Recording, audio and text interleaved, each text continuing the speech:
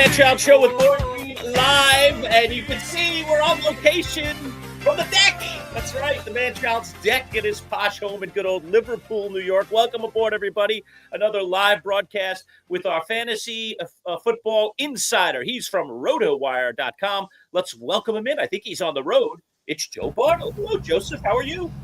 Oh, I'm doing well, gentlemen. It's awesome that we're all on location. The deck is a little bit different spot than a hotel room in Canton, Ohio, but excited to kind of get into everything with you guys and all the games that happened last night.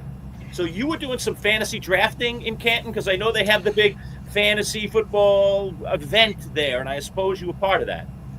Yeah, so it's the Fantasy Football Expo. It actually kicks off Saturday and Sunday. I really think if you're a fan of fantasy football, but also wanted to hobnob with the experts and analysts that you might follow, this is probably the best opportunity to do so. I think it's relatively cheap, like $80 or something like that for the full weekend. There's a bunch of panels. There's going to be multiple expert drafts. I'll be hosting both of them on SiriusXM Channel 87. I think it's from 12 to 2 or 2 to 4 Eastern, I forget, on Saturday. And I know it's from 2 to 4 p.m. Eastern on Sunday, where we're going over all that stuff. So there's a ton of people here. Your guy, Mr. Drake, Brian Drake himself here. We're gonna get to meet up as well, I think today or tomorrow. Looking forward to that. There'll be no collusion, it's been a lot Joe. of fun. No collusion in our league.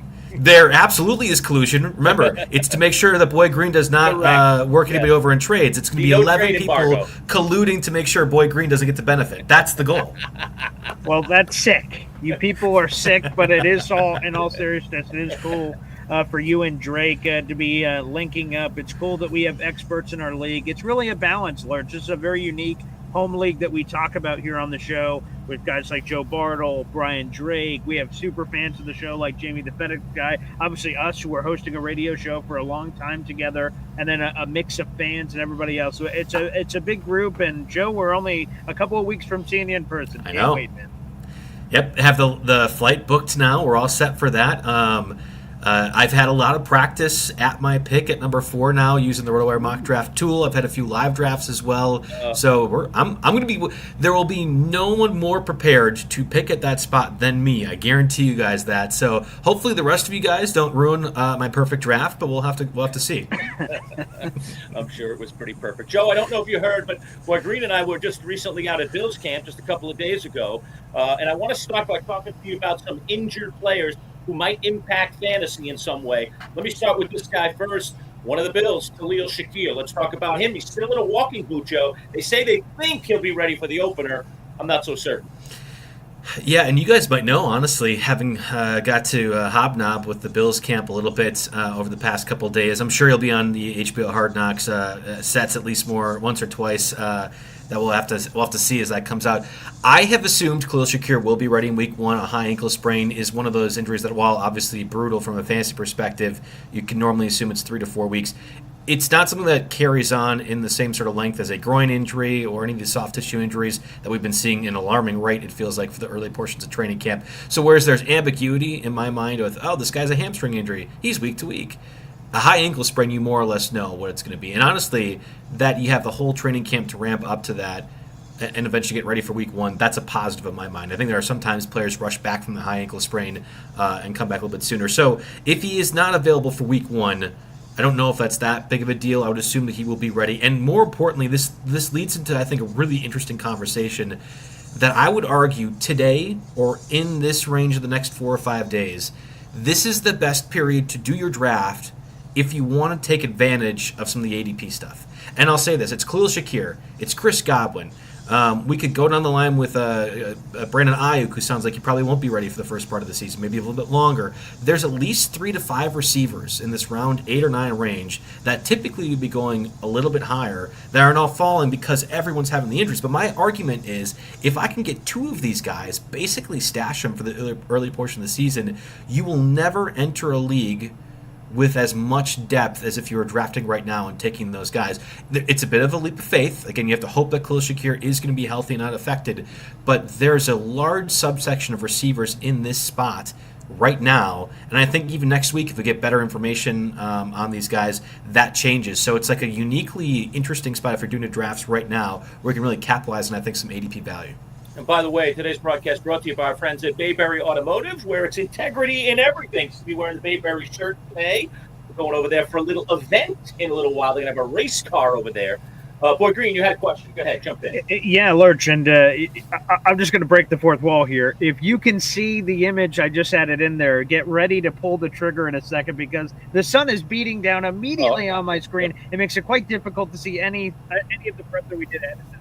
So we'll do that in a second. But first, Joe, you mentioned that you were attempting to pull off this master class of a perfect fantasy draft. And if there's anyone that is attempting to stop it, obviously it's going to be me. And one of those players we talked about last week, Joe, about a New York Jets player that you have interest in rookie tight end Mason Taylor. I just want to pair it off because we're just talking about Khalil Shakir. Unfortunately, Mason Taylor's out, quote unquote, indefinitely with a high ankle sprain, the dreaded high ankle sprain. What's your worry level? Maybe this will help you because his draft stock, I imagine, would only get lower because people would not really think about him in terms of the injury, but in terms of his actual performance, if he's hampered in some way, because that's what one of the reporters asked Aaron Glenn this week. He said, the reporter said, wow, rookie tight ends, they struggle, college to the pros. How's this going to affect him? And AG's like, I didn't say it was going to affect him. You said it was going to affect him. He's going to be just fine. I believe in the player. But I throw it over to you, Joe Bartel. Are you worried at all with this high ankle sprain with Mason Taylor that will cause him to miss some time? Worried is not the right word. It's a frustrating circumstance. But like you had pointed out, it probably allows for some sort of value. Just like with Khalil Shakir, we more or less know what I think you're going to get out of this player. Again, unlike a turf toe even, that kind of injury for Justin Fields, I guess it was a dislocated toe, but same sort of concept. You don't know what that can be as a long-lasting impact. You more or less know what you're getting out of a player from a high ankle sprain. There's enough data points at this point. If you give somebody, let's just say 3 weeks, 4 weeks, to have that completely gone, that should not affect them. You're not more susceptible to other injuries with that. So I did a SiriusXM Superflex mock draft in which it's shallow benches. I think it's only 5 bench spots, 10 starting spots, and Mason Taylor was still selected. Now, that was with a bunch of experts, a bunch of people probably who heard me talk about Mason Taylor enough times to know, well, let's go ahead and take this guy too. But I would imagine for the general consumer, and maybe this isn't the right draft or format if we're talking about our specific one, because obviously there is a Jets insider amongst us who knows a bit more about this and is talking positively. I just don't know who else besides Garrett Wilson catches passes for the Jets. So you can talk about a rookie wall or that the tight end positions for rookies typically don't develop, especially or don't make an emergence right away. And Mason Taylor's not Brock Bowers. Mason Taylor's not Kyle Pitts' level of athleticism in his rookie year. And I still would contend with the idea, what else are the Jets supposed to do? Either this is going to be a 1950s offense that almost literally never passes the ball, or in the year 2025, a second target has to emerge as a weapon in the passing game, and I think Mason Taylor's the answer. So if it at all affects the ADP, makes him fall down further, the average draft position, that's a better benefit to everyone out there listening. Yeah, and, as the supposed Jets expert that we were talking about earlier, I guess I'll identify myself in the Jets hat and Jets shirt. Not that I love giving out information because I don't, but the only other player that's going to be up for conversation here is Breece Hall. He's a guy that has been prominently featured in Jets training camp, and we'll see if I see that in person this week or not. For Breece Hall, that's been lining up at wide receiver, and the Jets' Twitter account is Free Willy, been tweeting some of those clips out of him out wide. He would be the only guy in consideration. So to me, those top 3 target people, to me, are going to be Garrett Wilson, obviously, Mason Taylor, and Breece Hall in some order or fashion. I really think Mason Taylor is the most underdrafted player right now, and that had been changing prior to the high ankle sprain. You were seeing Mason Taylor, who is typically, and this is really just off of best ball drafts, to be fair, but like tight end 22 in the same range of Isaiah Likely or Mike Gesicki, and it's like, what are we doing here? I understand the high upside scenario for an Isaiah Likely, and maybe in best ball that makes sense, but my goodness, when you're looking at Mike Gesicki, who might not even be the top starting tight end with Noah Fant there in Cincinnati, much less the target T against Jamar Chase, it doesn't make sense. Like I would almost draft Mason Taylor over Colston Loveland. All things being equal, and Colston Loveland right now is about tight end 10. Tyler Warren's tight end 11. I think after the preseason game last night, Warren's going to get more of a bump and probably more in that tight end 9 to 10 range, which David Njoku is in. Jonnu Smith has fallen a bit since the trade, but it's a quagmire of that. Mason Taylor needs to be in that, and at the moment, again, as we're talking about early August here, we are not seeing a dramatic enough jump, in my opinion, for what Mason Taylor should do for that offense. Joe, another injury I want to talk to you about, because this may affect multiple people, is this guy, Matthew Stafford. We're hearing some rumblings. Yes. How serious do you think this is, and how could this infect guys Pat guys like Puka Nacua, for example. Yeah, and Devontae Adams. So let's tackle it from the Stafford part of things. We know Stafford has had back injuries for the last 2 or 3 years of his career. I think that his wife, Kelly Stafford, has had that conversation on different platforms before, almost to the point where the Rams and Stafford himself have gotten upset that that information kind of got out there. But there have been talks about Stafford retiring, and I don't think it was just a contract ploy. Of course, he ends up getting the extension inevitably, and I think the Rams had to do that because they have a title window. But you don't have a title window if Matthew Stafford cannot be healthy, and then he already is having the back injury stuff is frustrating. Now, I have some first-hand experience. My wife also had to have an epidural, and it was not from a pregnancy sort of thing. So I'm sort of aware of what this would look like, and obviously it's a different level of athlete and situation. That goes away, and the epidural does help, but only over a certain amount of time. And if you are having reoccurring back injuries, that is a worrisome thing to me. So at this point, Puka Nacua, who is pretty typically wide receiver 9, 10 overall, I might take A.J. Brown, who's normally like overall pick 16 or 17 over Nacua. It gets to that Lab McConkey, T. Higgins, Marvin Harrison territory where I'd still rather have Nacua in that instance. And then Devontae Adams, who's now what was a riser if Matthew Stafford had been healthy, that's a questionable spot too. Would you rather have DJ Moore? I think I'd rather have DJ Moore. Would you rather have DK Metcalf? That one was not controversial. It was Devontae every time. But we saw the Jimmy G and Devontae experience in Las Vegas a couple of years ago. Wasn't great.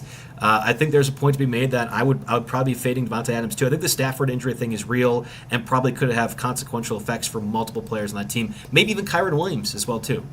Hey, Joe, you mentioned that your wife has had an epidural shot before. She is clearly the same level of athlete as Matthew Stafford. Yes. Yeah, so what was the recovery timeline there? Because I think I could be able to draw some linkage here to Matthew Stafford. Yeah, I think it was 2 weeks where you would have great. felt that she had more or less the same mobility that you would want somebody to have, and she was having almost debilitating back pain at that point before the procedure happened. So after she was able to throw the football the same velocity that she was before the even injury? stronger. I forget. Is it the rookie? What's that? The Cubs pitcher that they get from the outfield, the kid who ends up throwing the ball and starts. It was the exact same scenario. She was throwing 100-mile-per-hour fastballs, and the major leagues were calling for her. Wow. All right. If anyone has questions, please put them in the comments. I'll pop one up right now, Joe. We'll kind of bounce back and forth. Matthew Bates asks, 3 keepers needed, odd man out. Tyreek Hill, A.J. Brown, Josh Jacobs, Sam Laporta, 4 pretty good players. Yeah, so the very obvious start for me in these is let's just get the 2 that I want for sure. So in this case, it's A.J. Brown, Josh Jacobs, no doubt bringing them back. I would assume in these scenarios there's a bit of a keeper price tag, and that's not always the case for that. Maybe Matthew can chime in the chat and say otherwise. But all things being equal, like, do I keep Tyreek Hill or do I keep Sam Laporta? I would argue that you would keep Tyreek Hill over Sam Laporta. I think Sam Laporta is conventionally drafted as tight end 3 or 4 right now, but there's an argument to be made that at least 2 or 3 tight ends, maybe Mason Taylor, rises up higher into this equation next year where he can get similar level production out of Sam Laporta. I don't know if you can get that out of a receiver in the Tyreek Hill range. There are obviously some major reservations I have about Tyreek Hill, whether that be Tua and his injury stuff or the comments that are just coming out of Miami's camp right now with, it seems like Mike McDaniel angry at Tyreek Hill and Tua. There's enough things that have pause, but if I'm saying here's a tight end who I don't think is an elite, like Trey McBride or Brock Bowers, I would rather than have Tyreek Hill if the price is all the same. And let's keep Matt here on the screen, Lerch, because this is, of course, not just Matthew Bates. This is Matt from Auburn, who's been calling into our show for a long time. So, Joe, I'm going to ask a question for him. I can feel the telepathic energies here. He's clearly asked me this question. He's now fallen all the way down to the Quad Cities League, which is our last league we have. And at one point, he was in the Champs League. We have pictures of him. He was there with us at some point. But it's been a long time since we've seen him, Joe, as someone who's made a similar, not the same, but a similar journey from the top to the doldrums back to the top. What is your advice for Matt from Auburn if he's watching or listening in right now? Patience is probably the right word for it. I think there's unlucky circumstances that happen every year. Does it happen 3 straight years, or is that maybe on your process on you or something like that? That would be part of it, but I think patience is a big key. Being very active on the waiver wire. I mean, that's part of it. As we get to maybe the lower tiers of this and people are more novices into fantasy football, they aren't aware of how impactful the waiver wire can be, and especially early on. So whether it be using the RotoWire tools, I'll be doing our waiver wire article and podcast here to start the season if it's just following me and getting some advice from that regard, or whatever your favorite fantasy analyst is out there and kind of capitalizing the waiver part of things. things. I think that is, at least from the leagues that I have been in this umbrella, that is a very good way to go ahead and try to shoot up the standings at some point, is just to be more involved in the waiver wire. Well, we appreciate the comment coming in. I'll be back for sure. Matt from Auburn chiming in. And just to, let people in, because obviously it's not just a conversation between us three. There's a bunch of people that watch us on a week-to-week basis. We have 4 leagues through our digital radio show here: the Champs, the Chumps, the Triple C, and the Quad City. And here's the incentive. If you finish top 3 in any of those leagues outside of the Champs, you ascend up to the next level after a year. So obviously, Matt dropping all the way to the 4th league, it's going to take many years, if he's successful in each of his ventures, to work his way back up. So it keeps you playing the game, because too often we've noticed in fantasy, and Joe, I'm sure you can sing a couple of stories about this, that if people fall to the bottom of a league or they have a devastating injury, Christian McCaffrey last year, it'd be easy to give up, throw up your hand, say, I guess it's not my year, and not check your lineup, not do your job as a fantasy football contributor. But in our league, if you do that, there are consequences for those actions, and you could get kicked out another league, or quite frankly, just kicked out of the league entirely. So it's sort of a cool incentive to sort of keep people engaged throughout the fantasy football season. Yeah, I think you summarized it pretty well. I've been in my fair share of leagues where that's happened, where people just kind of check out. They've been in relatively good rosters and still check out. It's where I keep going back to know your rules, know your system settings, and then also just be active, pay attention. Don't accept as many trades from Boy Green as people seem to do in these leagues. But if you are sending trades or going ahead and just being active in that regard, it can only help you. You're just trying to put yourself into the best positive luck situations that you can. I mean, that's really what this is. Nobody's sitting in there in the rooms hearing what the players are going to do, or the emphasis on that sort of stuff. So all we can do is sort of guess, and I think that's putting yourself in a positive luck environment, I think, is a big deal.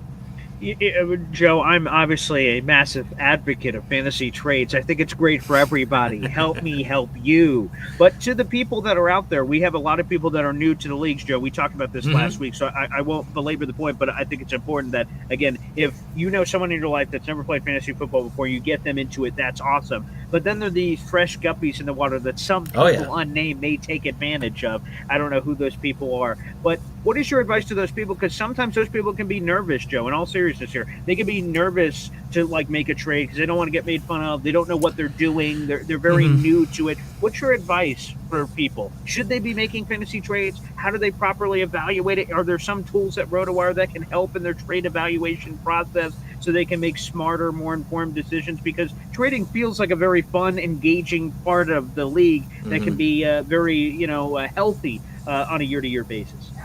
Yeah, that's a good point, and I am pro-trade, just not with Boy Green. I understand you have a Magnetic personality, you're a soothsayer in the text messages and the DMs, but there is only one person that comes ahead in those trades, and it's very often you with that, so that's part of the issue.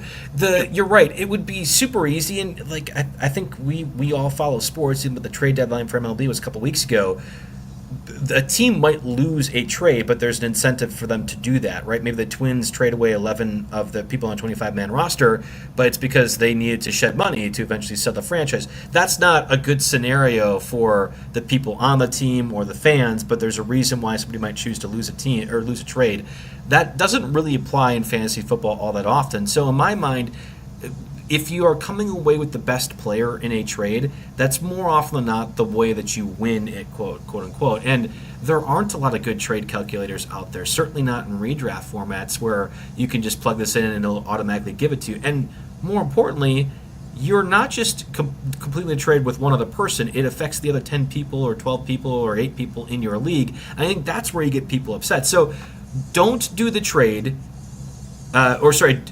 don't do a trade just because it might help you or the other person, but also don't feel like you can't do a trade because you're worried about what people have to think. Ultimately, you are the manager of your team. Again, Boy Green is always taking advantage of you, so never do a trade with him. But theoretically, you should be trying to do trades with where you're both coming out ahead. And if you are getting the best player in that deal, often I think that's where the deal ends up being at least equal, more or less. We're talking with RotoWire's Joe Bartel here, our fantasy football segment. It's live every Friday at 10:30. We're live from the deck outside of Manchild's house today. Today's broadcast is brought to you by our friends at Bayberry Automotive.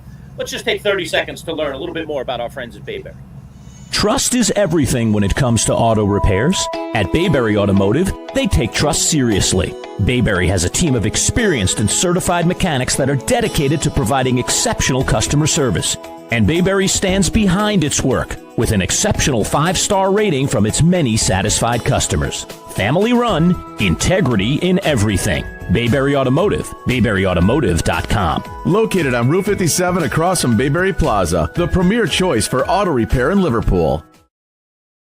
All right, for any of you viewers, listeners out there, you want to chime in with questions, now's the time to put it in the comments. Also, don't forget to like and subscribe to our YouTube channel at MC Show Digital.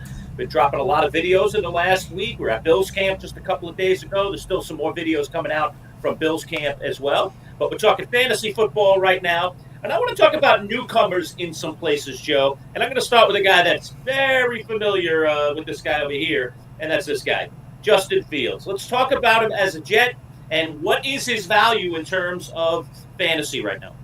All right, so this is one of my probably my pet draft picks in best ball formats in particular, and I think there are going to be lots of redraft leagues where I end up having Justin Fields as my quarterback as well. And I want to be clear, I said quarterback, not quarterback 1 or 2 necessarily, because if you are drafting Justin Fields, you have to acknowledge there's a downside. Maybe Mr. Boy Green, Mr. Jet himself, doesn't want to acknowledge there's a downside, but Justin Fields as an NFL quarterback has not been very successful in terms of winning football games, in terms of being on the football field itself.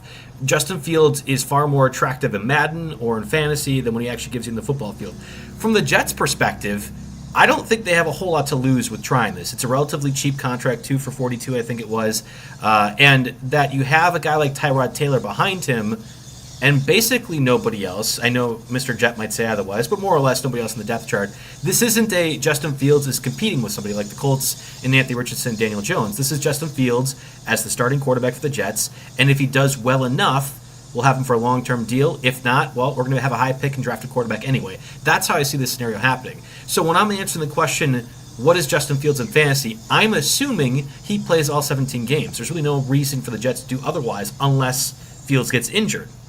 Okay, so if we think Fields is a 17-game starter, we have seen this before in fantasy. It was with the Bears, and towards the second half of the season, he ended up being quarterback 3 the rest of the way. Not, again, because he's a good quarterback, but because what he gives you as a rushing threat is massive. Now, in leagues where it's 6 points per passing touchdown, that matters a little bit less. I don't think Fields is going to be throwing a whole lot of passes, throwing a whole lot of touchdowns. We just talked about it's Garrett Wilson, it's Mason Taylor, and nothing else. But if Fields runs for, at minimum, 700 rushing yards, we're talking about a guy that if there's a floor of, let's just say, 3,000 passing yards, gives you an additional, 70 points with the rushing part of things. And that can vault a quarterback, even if they're not a good passer, to be fantasy relevant. So the way I'll do this is say, hey, I mean, the siren song that is Justin Fields as a fantasy quarterback is super enticing.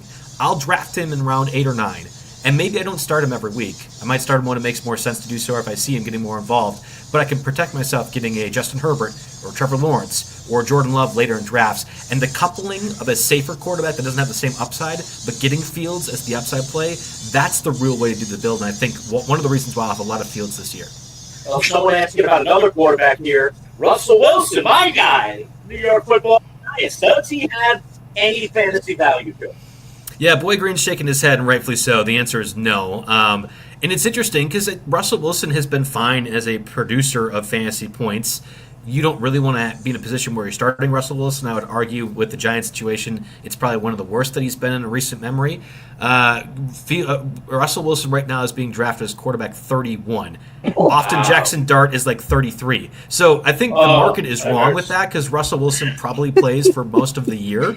I don't think Jackson Dart plays much at all, but there is a small circumstance in my mind. If the Giants were to play this smart, multiple teams needing a veteran quarterback maybe have different aspirations, that if they were to move Russell Wilson, I don't think it's going to happen now at this point, but if they were to move Russell Wilson, he becomes a bit more of a fantasy relevant guy. Now, does that mean Malik Neighbors, who is being drafted as a top 10 pick right now, has lesser fantasy value because Russell Wilson doesn't have that fantasy value? No. I think actually Russell Wilson and Malik Neighbors are actually very good combo to get Neighbors involved, but there's just not a lot of volume passing-wise, and the things that Russell Wilson still does well in his career, the moon ball in particular, benefit Malik Neighbors pretty hard. So no, I don't think Russell Wilson has any sort of fantasy value. I would rather have Aaron Rodgers over Russell Wilson.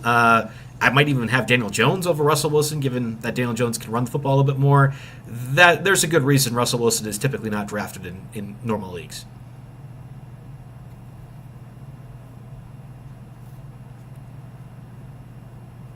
Nope. I don't know if I'm the one on right now or if it's the other guys, but I'll keep talking just to make sure if their stream is cut out for the chat. I had talked about Russell Wilson and Jackson Dart being about the same sort of value point. I don't think Jackson Dart plays much more like week 12 and onward. I think that's one of those scenarios where if the Giants season goes the way the Vegas books seem to indicate, the way I think it's going to happen, you're going to have the Giants be one of the 3 or 4 worst teams in the league, possibly in Archie Manning contention if that's what the Manning family wants to do. And in that scenario, you have Jackson Dart as a first-round pick who they traded up for. You'll go ahead and take a Jackson Dart with the assumption he plays late into the season. I don't think that occurs. Again, they have Jameis Winston as the other quarterback, too. I think Winston is far more of a candidate than Russell Wilson to be traded, but this is one of those sequences where I think Jackson Dart is a quarterback that I'd simply not go to. Now, in normal redraft leagues, Jackson Dart is going to be in a good spot where he can be picked up off of waivers, and again, let's just say post bye week or even let's entering November, the Giants are it's 3-7. That's when you should be playing Jackson Dart, if anything else. That's not enough for me best ball wise. Nor do I think that Jackson Dart was this allure enough of a prospect to just assume, right? Like Michael Penix in Week 17 of last year has a massive fantasy difference season. Well, nobody was drafting Michael Penix, so therefore they didn't get to benefit that. In best ball formats, people are drafting Jackson Dart, but I don't think Jackson Dart does enough for the Giants offense to be there. So Russell Wilson should be drafted over Dart and should be drafted more consequentially, but realistically, I don't know if the Giants offense does a whole lot this year. Sorry to bum you out, Phil. I want Big Blue, kind of, as a Packer fan to do well, but you guys have ruined my heart so many times that you can just cry on your Super Bowl wins, and that'll be fine. And think about Eli Manning and how wonderful he is. I don't think this year is going to be a positive sort of situation, too. So I know the guys are getting back on, but we'll keep going about the quarterbacks. I think I saw Bill ask about Aaron Rodgers as well. That's one of those where I will be drafting Aaron Rodgers as my quarterback 3. The only time, and this is for the new people out there in particular, the only time that you should be drafting a quarterback 3 is if your bench ends up going into 8 or even 10 spots. Because realistically, you're going to be able to find a Matthew Stafford off of waiver wires. Justin Fields, who I just talked about earlier, when he was the Bears starting quarterback, was off waiver wires for a long time when he was a fantasy relevant guy. Like in normal 12-team leagues where it's 6 or 7 bench spots, the quarterback position is in flux often, and therefore there's a lot of guys available. You can't sit on multiple quarterbacks in those sort of formats, and otherwise you're sacrificing depth at running back and receiver and tight end and everything else. So only in deeper leagues and specifically deeper benches where Aaron Rodgers is relevant. Rodgers, I think, is being drafted as like quarterback 28. You'll take Cam Ward over Aaron Rodgers. You'll often see, you were before yesterday, Anthony Richardson going before Aaron Rodgers. I don't know if that happens now with the second injury that he's had in almost as many weeks. So I'm confident, relatively speaking, that the Steelers' quarterback situation is going to be good enough that you're going to generate production mainly out of DK Metcalf. Whereas I think Mason Taylor is the best value right now out there, and you could get him basically free at the moment. DK Metcalf costs a bit more of a commitment, but you look at the other receivers around. I mentioned DJ Moore. Rashee Rice going to be suspended X amount of games. I like Mike Evans a lot, but I think Mike Evans might lose a bit of target share either to Chris Godwin or Emeka Egbuka. Maybe the Buccaneers offense finally falls off. Like, there's an argument to be made that DK Metcalf should be drafted at least a round earlier than where he's currently going at the 4th, 5th turn, and that's in large part because Rodgers has 0 people to throw to. Now, the chemistry angle of this is interesting because I, as a Packer fan, am well aware that Aaron Rodgers is a snob, especially in life, but as a target for his receivers, they have to do the precise thing every single time. My counter is, this is arguably Rodgers' last season, I would assume it is, and if he's going to complain about DK Metcalf not running an out 7 yards as opposed to 8, well, he's going to be really pissed off at Kelvin Austin or Robert Woods or any of the crap receivers that Pittsburgh has. Like, by default, he can't be upset. Beggars can't be choosers in this scenario because Metcalf is his only guy.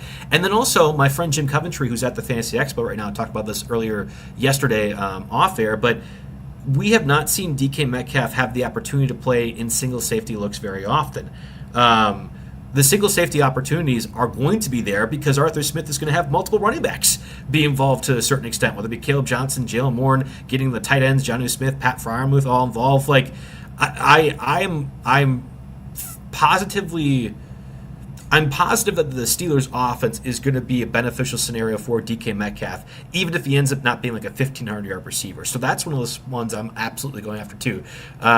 Sharon says that I can't, and I also can't pull up the chat questions too. But yeah, you're right. That different thing with Aaron Rodgers as well too. So I'll get to one more question before I sign off. It sounds like the guys aren't able to get back on right now. Matthew Bates again asks, keep 2, Kamara, Henry, Irving, Cooper Kupp. And it sounds like they're coming. I'm answering a question, then you guys can jump back in. Hold on 1 second. Not that I'm trying to take over your show, but this is a very important question. So keep 2, Kamara, Henry, Irving, and Kupp. Kupp is absolutely junk. Don't even consider that one. So in my mind, keeping 2 between Kamara, Henry, and Irving, that's tricky. Matthew, if you have a chance, please tell me, but I'm assuming that there isn't any price tag with these. Like, you can keep Bucky Irving as around 14 pick, and Henry, you give up your first rounder. But I think at the moment it's still it should be still Henry and Bucky Irving, all things considering with the price tag. So, Boy Green, it looks like you're back at least. Yeah, sorry, I don't know whatever internet. So am I. Wow, that was like a wild internet. Joe carrying the show. Bravo. Did a good job. We're all good, yeah. So, Lerch, 2 things here. First off, okay, pay the Wi-Fi bill, all right? I don't know what the hell's going on over here. I have like the best Wi-Fi at my house. We got the 5 bars. I'm like, how did we crash here? That's what they all say.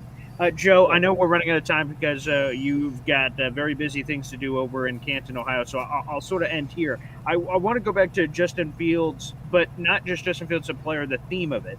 Like you mentioned that Justin Fields is a real-life quarterback. There's some serious question marks, obviously, around the league. But if you can put that aside in your mind when you're drafting, it's not about the real-life thing. It's about fantasy. And there are all kinds of players like that. Justin Fields is not the only one that fits that description of a guy whose effective fantasy doesn't look pretty on Sundays when it's happening here. Obviously, I don't want to say obviously. I don't want to set anything up for you. How difficult is that for you to balance when you're going through a fantasy draft and you have those thoughts in your head? Because you also sometimes, for us, provide just straight-up NFL analysis and then also fantasy football analysis, and those two worlds sometimes coexist. Yeah, I think a really good example would be Devon Achane. So we had the conversations earlier this week, I think from Tyreek Hill saying, hey, if we want to actually be better as an offense, Devon Achane has to be off the field. Right, and that's like a crazy statement to hear somebody say, but that's been something I've been pounding the table on for the past couple of years. A sub-200 Devon Achane can't be the power back and can't be a 3rd and 1, 3rd and 2, 4th and inches sort of function, which is what Mike McDaniel has been doing. So Mike McDaniel, by default, has forfeited that, has not had it as part of his offense, and more importantly, that replacement is here's a 3-yard short throw to Jonnu Smith. And you can do that over the course of time, but when a defense knows you can't do X thing, it's very easy then go funnel the attention elsewhere. And while the Dolphins have a bunch of speed threats, and I think Mike McDaniel still is a good offensive coach, that's a perfect example. Devon Achane's volume last year makes him a top 16 drafted guy this year. And he stayed healthy the entire time. So while Devon Achane, I think from a winning football perspective, and people might get angry at this, is not part of winning football, at least the way that you would think, you want that volume to happen from a fantasy perspective because that was one of the reasons why he ended up being a fantastic value. I don't know if that will occur, though, this year. I think it's very telling that Tyreek Hill had to say that out loud and that behind closed doors, I wonder if the Dolphins were already having that conversation and they didn't want to have to then say, oh, yeah, well, we're adjusting because Tyreek Hill said something. But they drafted Ollie Gordon, who is eventually a power back. I think they signed Alexander Madison as well, too, to theoretically do that. It's uninspiring, but I do wonder if Devon Achane's workload gets cut a little bit with the Dolphins trying to prioritize that more. I don't know, but it's a great juxtaposition because Devon Achane, you'll think in fantasy, is like this godsend, but in real-life football doesn't do enough to impact the wins and losses, and at some point, the rubber hits the road. Like you have to assume that you want players to help win you football games, even if the volume part of it has been making a big difference fantasy-wise. All right, last one from me, Joe. I want to just ask you about a particular player, Michael Thomas. A lot of people like him. Obviously, he's not, necessarily on a great team. So let's just talk about Michael Thomas. Michael Thomas. Brian Thomas? Are we going Brian Thomas. I'm sorry, Brian Okay. Thomas. It's like the former Saints receiver. What is his value? So peek behind the curtain. Boy Green and I texted a fair amount. I was just assuming that somebody was playing a trick on me and that like Michael Thomas signed somewhere else. And I was trying to read Boy Green's face when the question was asked, as if like, should I react a certain way or whatever else? Here he is. And you So Brian Thomas.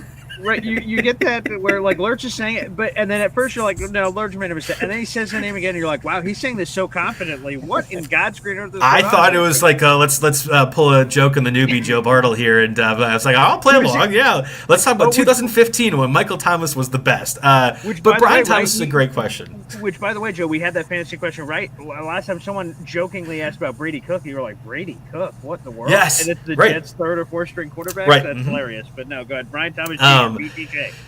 Yeah, so Brian Thomas Jr. was like a 6th or 7th round guy last year in redraft. Obviously, was a first round pick for the Jaguars and fell a little bit in the draft because I don't think anyone assumed he could do what he did last year. Right? If everyone thought Brian Thomas was the next coming of Jamar Chase, he would have been a top 3 or 4 pick. So part of me is a little bit concerned that there's going to be a bit of falling back, and also with this new scheme for Liam Cohn, that they're just not going to use Brian Thomas the same way. Sneakily, a lot of Brian Thomas's production came when it was Mac Jones as the quarterback for Jacksonville, not Trevor Lawrence. And it was because if you are a bad quarterback, throw it to the one good guy on your team, right? Like that, it's okay to sort of centralize on the best player. Do I think Brian Thomas falls off the map? Absolutely not. Like I would rather have Brian Thomas over Marvin Harrison, both I think in real life, but in fantasy as well too, just every single time. But Brian Thomas is being drafted in the Puka Nacua range of receivers. Malik Neighbors range of receivers, Derrick Henry, Devon Achane. They also go off the board around the same time, Ashton Genty. And if we're saying, do you want Brian Thomas Jr. or Ashton Genty, the answer is Ashton Genty every time. Do I want Derrick Henry or Brian Thomas? Give me Derrick Henry. And I would even go down to Drake London as well, too. I really think Drake London with this Michael Penix part, and that's unconventional in terms of ADP. So I'm not worried about Travis Hunter. We had that conversation last week. I think Brian Thomas will be the main receiver for that team. But there's just a part of me that says, well, we didn't see that happen until after Lawrence was gone. And it's arguably possible that Liam Cohn wants Brian Thomas to look a little bit different than what happened last year with all the pieces that Jacksonville has offensively. So I have my reservations, but they're very slight. Look at this fantasy football hustle. Drake Tell Joe jumping in Bartel. here. Yeah, I've got the beers on ice, and I'll see him in a few hours. Of course, that of Brian Drake. And shout out to Drake. He's bringing fantasy football hustle back in a new way. So salute to Drake as a content creator as well. So awesome. Normally, I'd be upset by that comment of Drake's, but the fact of the matter is, Joe deserves a beer for taking over our show for 5 minutes while we were rebooting our internet, for crying out loud. So thank you, Joe. Always great to talk to you. Looking forward to talking to you again next Friday. All right, guys. Thanks for having me on. See you later. All right, there he is, Joe Bartel again. Today's broadcast brought to you by our friends at Bayberry Automotive. Okay, folks, take care.